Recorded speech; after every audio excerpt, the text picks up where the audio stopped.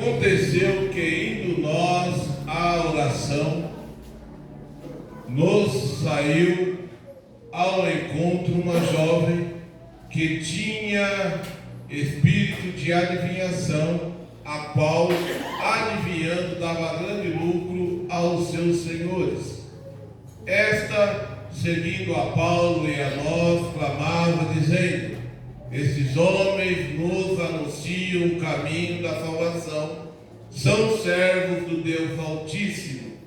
E isto fez ela por muitos dias. Mas Paulo, perturbado, voltou-se e disse ao Espírito: em nome de Jesus Cristo, te mando que saias dela. E na mesma hora saiu. E vendo seus senhores que a esperança do seu lucro estava perdida, prenderam Paulo e Silas e os levaram à praça à presença dos magistrados. E, apresentando-os aos magistrados, disseram: estes homens, sendo judeus, perturbaram a nossa cidade e nos expõem costumes que não nos é lícito receber nem praticar, visto que somos romanos. Põe o 22, por favor. E a multidão se levantou unida contra eles, e os magistrados rasgaram-lhes as vestes, mandaram açoitá-los com varas. Senhor Deus, em nome de Jesus, nós estamos na tua presença nessa noite. Pedimos, Senhor, que tu venha nos dar sabedoria, graça, para que falemos a tua palavra, que sejamos fortalecidos e edificados para a tua glória, honra e louvor, em nome de Jesus. Amém. Amém. Queridos, como é de conhecimento na igreja, o livro de Atos ele foi escrito pelo nosso irmão Lucas. É um livro que conta a história de como que a igreja se iniciou-se, o dia de Pentecoste, ele inicia-se falando da ascensão de Jesus retornando aos céus. E nesse capítulo 16 nós vemos agora um homem chamado Paulo, que outrora era conhecido por Saulo. Nós já falamos aqui que o nome dele em hebraico, em judeu e hebraico era Saulo, e no grego era Paulo. Então nós ouvimos muita gente falando que o nome dele foi trocado. O nome dele não foi trocado. É que na tradução em grego era Paulo, e na tradução hebraica é Saulo. Então é importante de vez em quando a gente vir ao culto do ensino, que a gente aprende algumas coisas, que a gente ouve muitas coisas, a gente fala e prega achando que é aquilo e às vezes não é. E nós vemos agora que Paulo está em uma viagem missionária, e nessa viagem missionária tem algumas pessoas com ele. Tem o nosso irmão Lucas, como nós lemos no texto. Lucas, que escreveu o livro de Atos, ele fala nós, Fica muito claro que Lucas ele diz no versículo 16, e aconteceu que indo nós à oração, ou seja, Lucas estava presente no momento que aconteceu toda a situação desse capítulo. E aí você vai ver que Paulo, ele ali juntamente com Lucas, com Silas, provavelmente com Timóteo, outros irmãos, e a Bíblia vai nos dizer que essa moça fica elogiando, falando que ele era homem de Deus, falando que eles eram uma pessoa que pregava a palavra do Deus Altíssimo. E não era mentira? Não, era verdade. Paulo estava pregando a palavra de Deus, Silas estava pregando a palavra de Deus, Lucas estava pregando a palavra de Deus, Timóteo também estava pregando a palavra de Deus. Porém, irmão, para quem é servo de Deus não precisa de elogio do diabo. Quem é servo de Deus e está dentro da vontade de Deus precisa ficar preocupado quando o inimigo começa a nos elogiar. O inimigo ele te elogia e nos elogia com segundas intenções. Fica muito claro nesse texto que o interesse do inimigo, a Bíblia nós lemos um texto que fala que era o espírito de quê? De adivinhações, ou seja, um espírito de engano. Qual que era a intenção desse demônio? Era massagear o ego de Paulo, Silas e os irmãos, para que eles não o expulsassem. E ele continuasse fazendo com que essa jovem endemoniada continuasse enganando pessoas, e as pessoas pagando para que os seus senhores continuassem lucrando. Ou seja, se ele continuasse, se Paulo e Silas, principalmente Paulo, não tivesse se incomodado, irmão, essa história não teria acabado como nós estamos falando.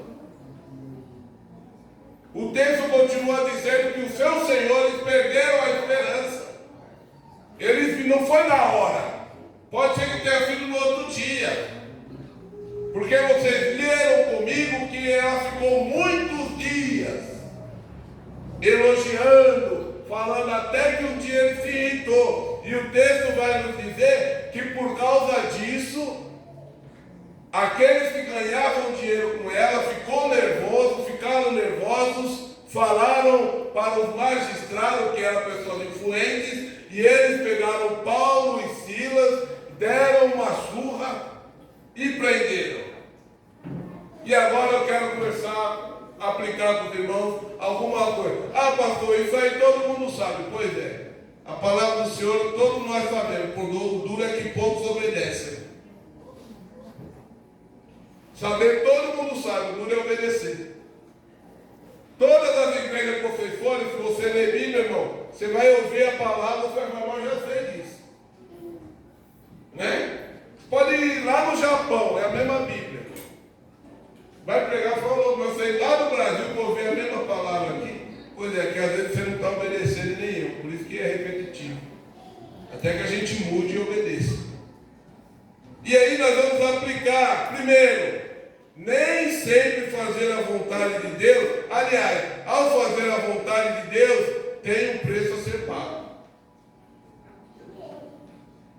Paulo poderia ter ficado na dele, a viagem estava tranquila. Estava tudo dentro dos conformes, pastor Alexandre. Eles estavam pregando, estavam evangelizando, estava tudo tranquilo, não estava com problema com a justiça, não estava com problema com os magistrados, estava tudo muito bem. Mas, irmão, o problema é esse, está tudo muito bem. Na tua caminhada cristã vai ter momentos que você vai precisar sair da zona de conforto. Na tua caminhada cristã vai ter momentos que Deus vai te mostrar algo que você vai precisar tomar atitudes. E mesmo sabendo que você tomando atitudes vai te trazer consequências, mas você tem que tomar. Porque é pró do reino. Ele estava tranquilo, todo mundo tranquilo, tal, até que essa moça foi liberta. Para ela foi uma liberdade. Mas para Paulo e Silas foi uma prisão. Olha que coisa. Eles eram livres, estavam livres e a moça presa. Eles fizeram o que a palavra de Deus, que Jesus ensinou, que ele veio para quê? Para libertar, para salvar o que se havia perdido, para dar vida e vida em abundância. Paulo vai lá e liberta ela em nome de Jesus. Porém, as consequências, ele foi preso. Sabe o que eu aprendo com isso? O que o Espírito Santo está falando para nós nessa noite? Muitas das vezes você não é usado porque você não quer sofrer as consequências em prol do reino. A gente não quer sofrer as consequências. Eu prefiro ficar no meu cantinho, tranquilo. Só que saiba que Deus quer te usar e te usar muito. E Ele só vai fazer o dia que você se predispor a fazer o que Ele quer. Às vezes é no meio da família, não para brigar, mas é para se levantar e repreender em nome de Jesus.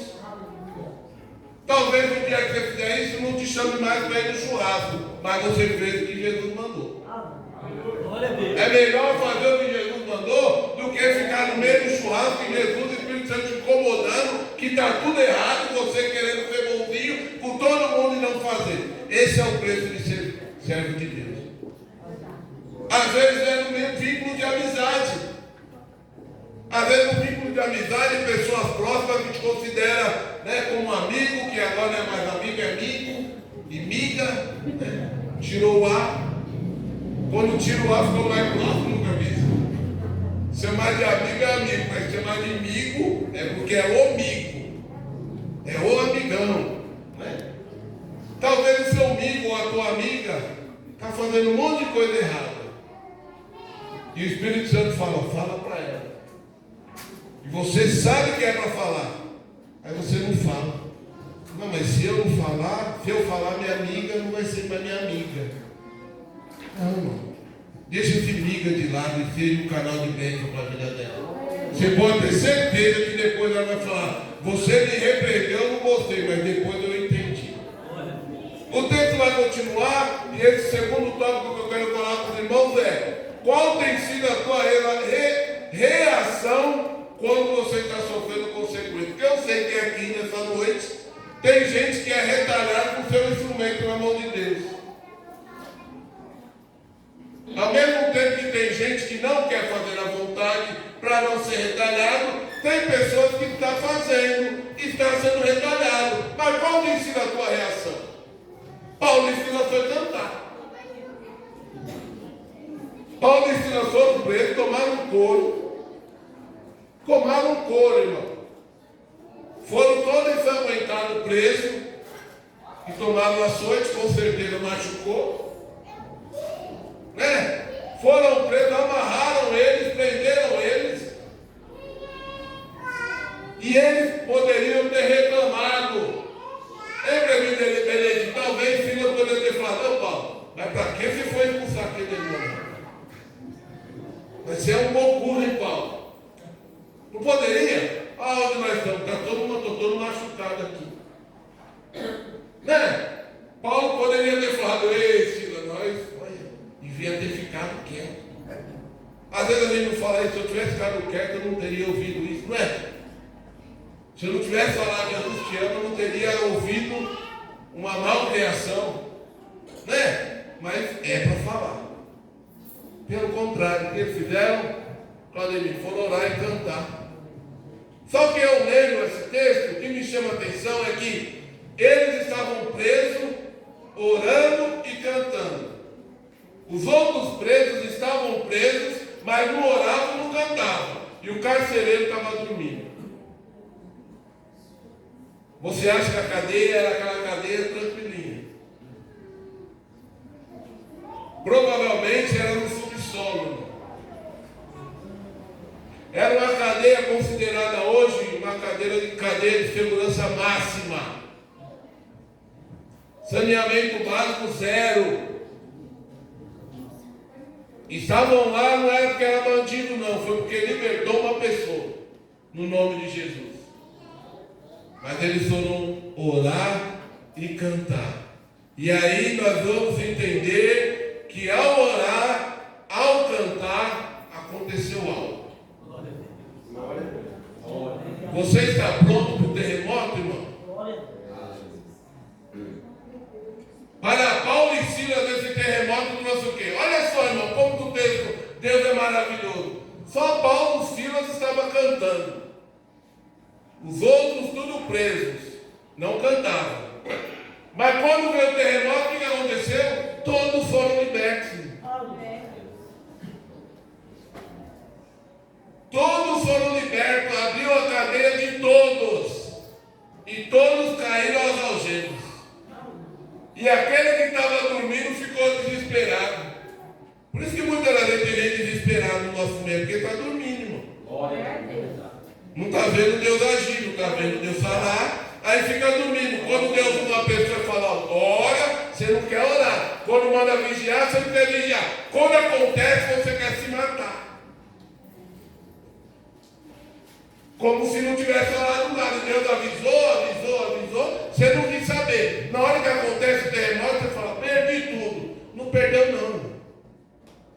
avisado foi. E Paulo vai nos dizer a Bíblia que o carcereiro fica desesperado a ponto de querer se matar. Mas Paulo dá um grito: opa, calma aí. Não precisa se matar, está todo mundo aqui. Está todo mundo livre, mas está aqui. Glória a Deus. Agora, irmão, quero que você tente entender comigo como que o poder de Deus é tremendo. Paulo e Silas entenderam que foram Deus. Mas e os outros presos entenderam que foram Deus, irmão? Por que eles não fugiram? Por que eles não aproveitaram a oportunidade, perna para quem te quer? Eles não eram crentes, eles tinham motivo de estar lá. Paulo e Silas não. Mas sabe por que eles não fugiram? Porque Deus tem controle sobre todas as coisas.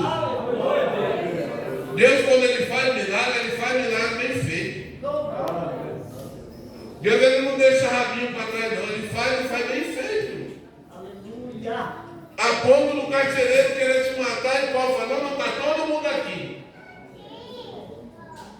E o carcereiro ficar espantado com o que aconteceu, a ponto de querer ser salvo. Olha que coisa, irmão. Como que Deus faz a obra dele.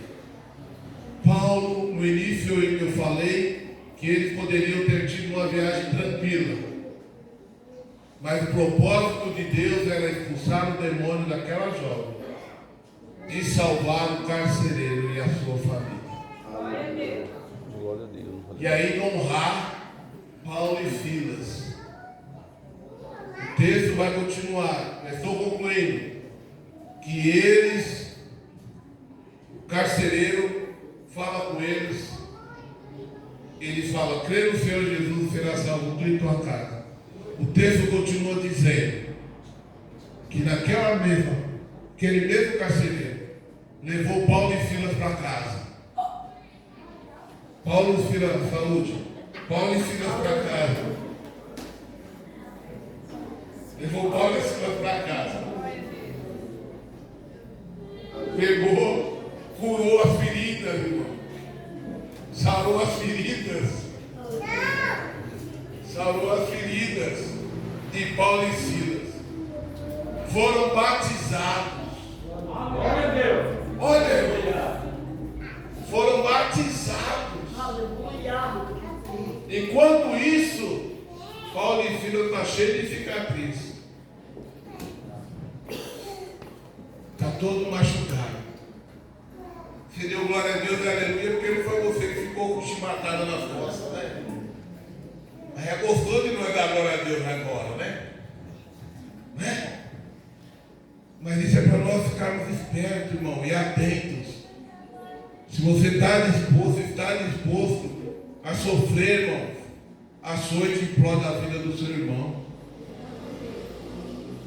em prol daquele que está caído, em prol daquele que não crê. Nós precisamos pagar o preço para que o nome do Senhor seja glorificado. Para você expulsar o demônio, você tem que pagar um preço, você tem que orar, você tem que jejuar, você tem que ter autoridade. Para você libertar a pessoa, você precisa pagar um preço. Mas eu não quero pagar o preço, você não vai ser usado. É assim que funciona, irmão. Eu quero ser um canal de eu quero pregar e pregar bonito. Pois é, vai orar, vai ter que ler Bíblia. Mas não quero orar e muito bem ler Bíblia. Você vai ficar na vontade. É assim que funciona o reino. Não tem, irmão, esse negócio de dar melzinho na chupeta, no reino de Deus não tem, irmão. Quando você aceita Jesus, no começo, todo lugar que você vai, Deus usa uma pessoa para falar: ei, estou contigo. Não é assim, irmão? Você está indo trabalhar, passa uma pessoa e fala: Jesus é contigo. Oh, que bênção, hein? Mas daqui a pouco você pega uma estrutura, um tempo de crente, mas ninguém, né? Você vai lá, irmão, tem um profeta lá, Deus usa para falar com todo mundo, mas não fala com você. Mas Jesus me abandonou. Não te abandonou, não. Sabe o que Ele quer? Que agora você ore. Ele quer que agora você ouça a voz dele. Ele Ele quer que agora você leia a Bíblia e entenda o que ele está falando com você. Pare de ficar 6 horas por mim. No crente, não. Paulo e Silas, eles apanharam. E cadê Lucas, irmão? Me explica onde que Lucas ficou, que não foi preso?